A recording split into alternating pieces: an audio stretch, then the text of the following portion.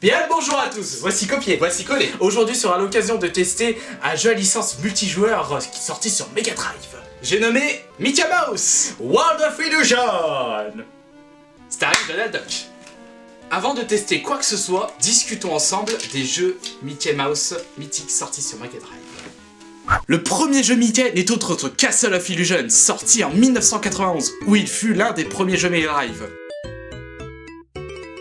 Le mode débutant pouvait se terminer en à peine 10 minutes, parfait pour les feignasses. Et Mickey devait attaquer ses ennemis avec son popotin, quel petit pervers. Un an plus tard sort le célèbre Quake Shoot, mariage d'un Mickey et d'un Mario, ce qui nous donne non pas une créature biologiquement indiscutable, rassurez-vous, mais plutôt un Donald attaquant avec des ventouses. Jeu fun et d'ailleurs assez long. 1994, la Messie arriva enfin, Mickey Mania. Jeu au graphisme somptueux et au challenge corsé, rien à dire. Encore plus dur que Mickey Mania, encore plus féerique que Mickey Mania, et encore plus musical que Mickey Mania, j'ai nommé Fantasia.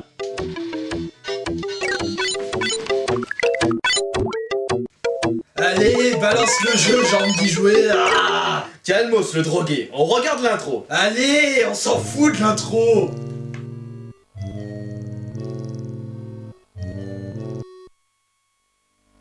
Menu du jeu accueilli par Dingo au sourire niais. Tu me connais pas, je suis Dingo. Rien d'original dans ce menu, mis à part le sourire niais de Dingo. Un joueur, vous avez le choix entre Mickey et Donald. Chacun représente un niveau de difficulté, ainsi que des passages de niveaux différents. Mickey pour les débutants, Et Donald pour les confirmés. je dirais débutant confirmé, au vu de la difficulté générale du jeu. On y reviendra. C'est parti mon kiki pour une partie de plaisir, youhou. On court pour aller plus vite. Logique.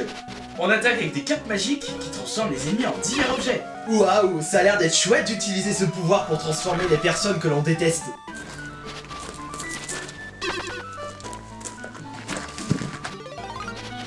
Imagine si deux personnes s'attaquent en même temps. Ça donne quoi à ton avis? Et la même chose avec un temps de latence.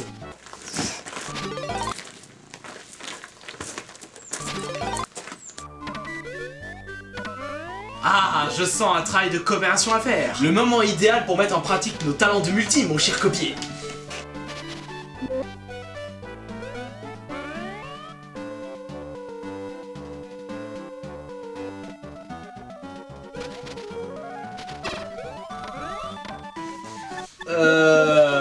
Ok. Comment on fait? Tu peux me dire comment on fait? Je viens de te le demander du con. Essaye différentes combinaisons. C'est quoi une combinaison? Merde, noob! Regarde la notice.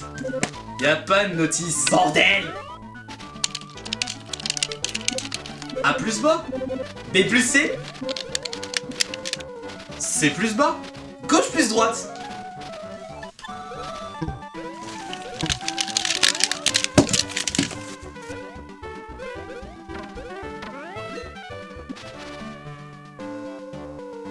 Ça y est, j'ai trouvé. A. Tout simplement. Pff, les développeurs auraient pu faire plus simple.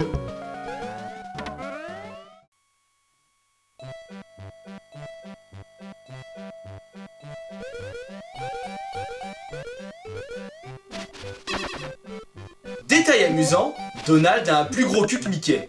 Il a besoin de son compagnon pour pouvoir passer à travers un trou. Ambigu comme raisonnement, n'est-il pas?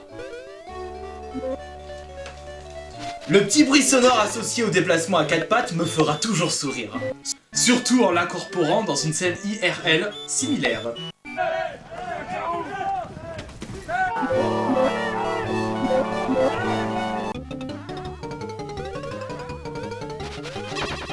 Le premier boss est comme un premier boss. Ultra facile.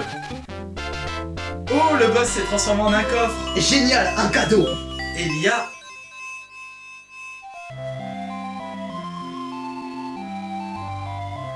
Un vulgaire bouquin. J'imagine que c'est jouer à Mickey pour les nuls. C'est bon, on n'est pas des casual Kevin Noobs.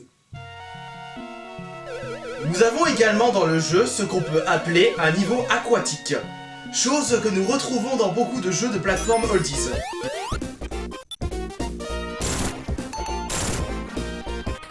Au moins, les personnages se déplacent dans des bulles d'air, ne possédant pas de branchies comme un certain plombier moustachu. Nous prouvons ainsi une certaine logique dans ce jeu. Logique? Tu te fous de ma gueule? Pourquoi leurs bulles ne se crèvent pas quand ils se font toucher par des oursins?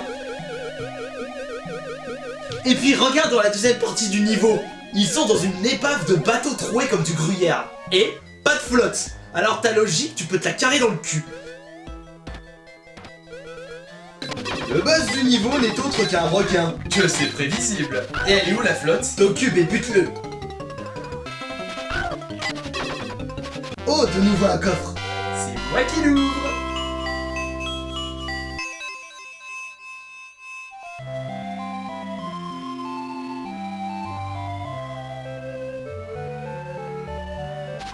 Un détail amusant dans le niveau suivant, c'est cette créature. Oui, je me souviens de lui, c'était un boss du premier jeu, Mickey de la Mega Drive. Quant au boss de ce niveau si chocolaté, qui n'est autre que la sorcière dans Merlin l'Enchanteur, Qui n'a jamais entendu parler de la merveilleuse Madame Et elle est nulle à chier. Une diarrhée ce boss. oh, un autre coffre. À moi, à moi.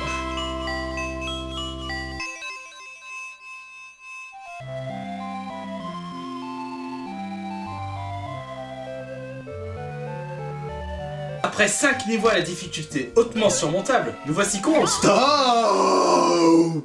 Imagine que les développeurs ont concentré toute la difficulté du jeu dans le boss final. Je pense qu'un entraînement intensif avant le boss s'impose, étant donné qu'on n'en a pas eu durant le jeu. Exact. On y go?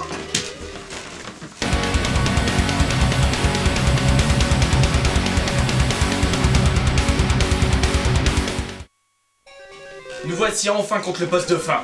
Allez, vas-y, on le canard, Johan. Allez, c'est parti. Je suis de la... Ah merde, je me suis déjà fait toucher. Ah, mais putain. Vas-y, alors. C'est la tête son point faible. Vas-y, je prépare. Vas-y, attaque-le encore. D'accord. Quoi? Déjà? Il est déjà mort. Ça a pris 15 secondes. Attends, ça se trouve, il y a un autre boss. Mais non, on entend la musique de fin de boss. Ouais, n'importe quoi, je me suis dit. 15 secondes, le boss de fin. C'est le boss de fin le plus rapide que j'ai connu. Le plus merdique en plus. C'est le bouquin de merde. Ouais, le bouquin, 15 secondes, putain, te faire détester des jeux. Voici la fin du jeu. Attention, spoil non exceptionnel.